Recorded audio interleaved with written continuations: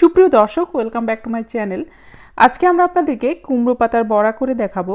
তবে আমরা এখানে যেভাবে করব সেটা হচ্ছে শুধু পাতাটা দিয়ে, আর পাতার ভিতর আমরা কিছু দিব না, বাইরে শুধু একটা বেসন আর চালের গুঁড়ার কোটিং দেব। এটা বানানো খুব সহজ। আপনারা চাইলে বিকেলের নাস্তায় অথবা গরম ভাতের সাথেও এটা পরিবেশন করতে পারেন।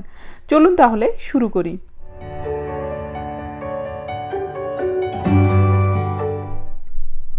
কুমড়ো পাতার বড়া বানানোর জন্য আমি প্রথমে একটা বাটিতে নিয়ে নিচ্ছি হাফ কাপ চালের গুঁড়ো, আর এই চালের গুঁড়োর সাথে আমি দিচ্ছি 1 কাপ বেসন।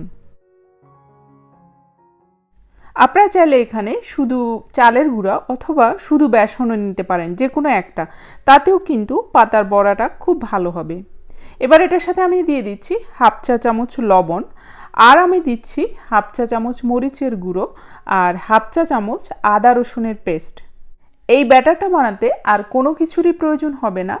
এখন আমি এই উপকরণগুলোর সাথে একটু একটু করে পানি দিয়ে এটাকে একটা ঘন ব্যাটার তৈরি করে নিব।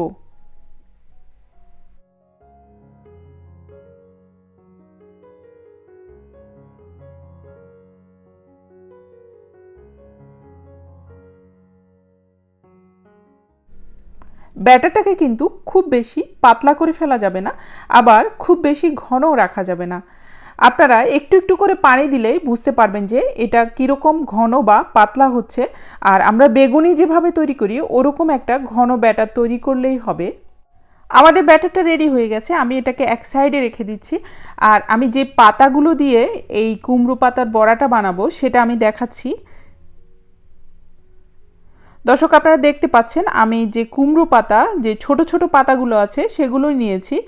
আর এই পাতাগুলোকে আমি পরিষ্কার করে ধুয়ে নিয়েছি, আর এটাকে পানি ঝরিয়ে এখন আমি কিভাবে ভাজটা দিব সেটা আপনাদেরকে একটু দেখিয়ে দিচ্ছি।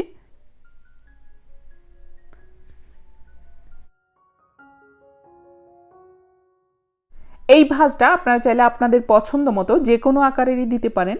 আর পাতাটা নেওয়ার ক্ষেত্রে আপনারা চেষ্টা করবেন যাতে কচি পাতাটা হয়, তাহলে কিন্তু বড়াটা ভালো হবে। সবগুলো পাতা ভাজতে হয়ে গেছে। এখন আমি চুলাতে একটা কড়াই বসিয়ে দিয়ে এখানে পর্যাপ্ত পরিমাণ তেল দিয়ে দিচ্ছি। আর তেলটা আমরা যেরকম বেগুনি ভাজি ওই পরিমাণ দিতে হবে, খুব বেশি কম না, আবার খুব বেশিও না একেবারে। তেলটা গরম হয়ে গেলে আমি যে বেসনে ব্যাটারটা তৈরি করে রেখেছি সেটার ভিতর পাতাটাকে এভাবে ডুবিয়ে নিচ্ছি।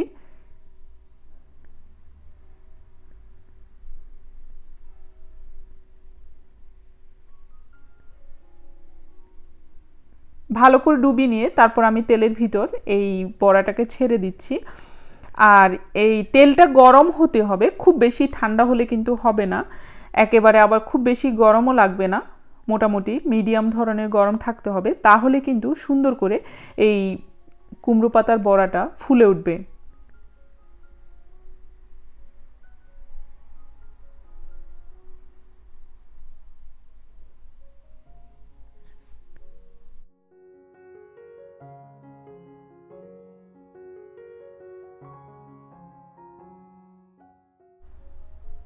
দর্শক, দেখতে পাচ্ছেন আপনারা যে বড়াটা খুব সুন্দর করে ফুলে উঠেছে। আর এটা ভাজতে কিন্তু খুব বেশি সময় লাগবে না, 1 থেকে 1.5 মিনিটের ভিতরে কিন্তু এটা ভাজা হয়ে যাবে। আর দুই সাইডটা গোল্ডেন ব্রাউন হলেই আমি এটা নামিয়ে নিচ্ছি। দর্শক, আপনারা এই কুমড়ো পাতার বড়াটা বিকেলে চায়ের সাথেও খেতে পারেন অথবা গরম ভাতের সাথেও পরিবেশন করতে পারেন। দুটোর সাথে খেতে কিন্তু অসাধারণ লাগে। আর এটা বানাতে কিন্তু খুব বেশি উপকরণ অথবা খুব বেশি সময়েরও প্রয়োজন হয় না, খুব ঝটপট আপনারা এটা বানিয়ে ফেলতে পারবেন। একইভাবে আমি সবগুলো বড়াকে ভেজে নিচ্ছি। দর্শক, আশা করি আমাদের আজকের রেসিপি আপনাদের কাছে ভালো লাগবে। যদি ভালো লাগে তাহলে একটা লাইক দিবেন আর সাবস্ক্রাইব করে আমাদের পাশেই থাকবেন।